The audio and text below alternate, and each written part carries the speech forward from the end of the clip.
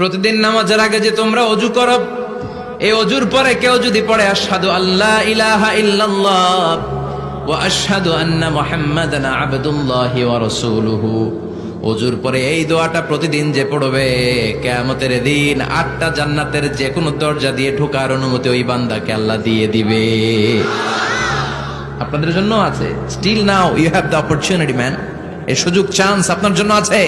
ছোট্ট আমল, প্রতিদিন ওযু তো করাই লাগে না আমাদের জন্য।